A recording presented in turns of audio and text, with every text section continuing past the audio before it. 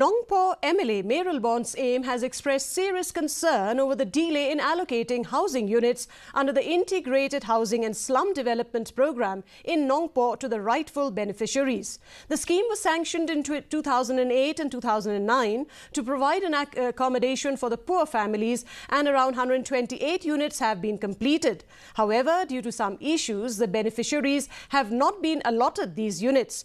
AIM said that around 32 families have already got the approval to occupy the units since 2022. A meeting with the headman was directed to ensure that the 32 beneficiaries occupy the units.